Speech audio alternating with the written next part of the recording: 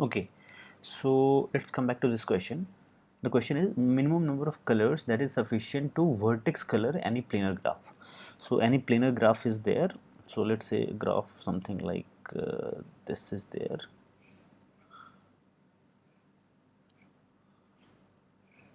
This is for example a planar graph. So vertex coloring. So how in what ways we can color this planar graph so that uh, no two adjacent vertices have the same color. So that is vertex coloring of the planar graph. They are saying that the minimum number of colors that is sufficient to vertex color any planar graph. So it does not matter how many you use in this case. Any complicated, any sort of planar graph, what is the minimum number of colors is needed? That at least if you give me that many colors, then I can vertex color properly. Now it turns out that it is a very difficult question, and there is a theorem. That theorem is called four color theorem, and that is essentially the answer of this. So basically the minimum number of colors sufficient is basically 4, but the thing is that if you don't know this theorem, then it is almost impossible to come up in the examination if you have not heard it before that, because uh, this is this theorem, like for hundreds of years this theorem was not proved. Fairly in recently it has been proved, and I'll just give you a bit of history. So there is nothing to solve here, it's just that whether you know this fact or not. However, I'll give you a bit of history. So let's start with initial time. So what happens is that a theorem was there which said that a planar graph has at least one vertex with at most degree 5. Now I am not going to prove that, but this was a theorem.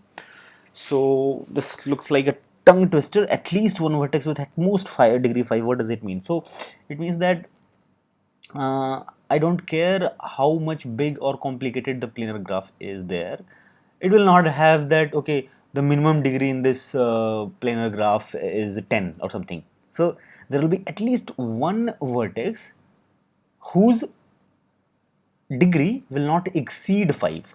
It will be limited by 5. So either it will be 2, 3, 4, 5, whatever, but it cannot exceed 5, right? So that is the thing which this theorem is saying.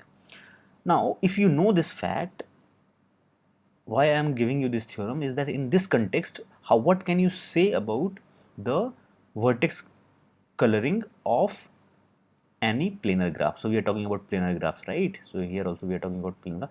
So in planar graphs, so what can we say about the coloring? So see, if there is a vertex and uh, there is at least one vertex with at most 5 degree, right? So what happens is that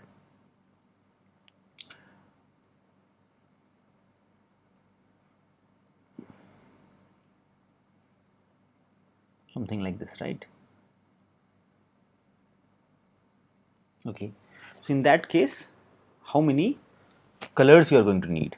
So the different colors, color 1, color 2, color 3, color 4, color 5, and then the sixth color has to be used here. So basically number of colors that will be used, minimum is basically, so rest you might use like repeat the colors, but at least you will need this many, because here at least it's proved that at least 6 colors you are needing, right? So minimum 6 colors will be needed. However, in 1800s it was proved that this can be optimized, and basically number of colors, only 5 colors are needed in order to vertex color. Okay, so and this thing was basically proved that 5 colors are enough. So it is proved.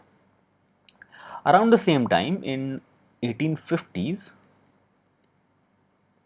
okay, it was just conjectured, it was not proved, it was just conjectured that actually not even 5 colors are needed, the maximum number of colors, sorry, the minimum number of colors needed is 4. So with 4 colors only, there is always a way in which you can color a planar graph in the vertical planar graph. Now it turns out that okay, nobody could prove it that this is the case, but like 1850s was the time when even computers were there and very complicated graphs were automatically generated in some sense. So computers, they were there in that sort of uh,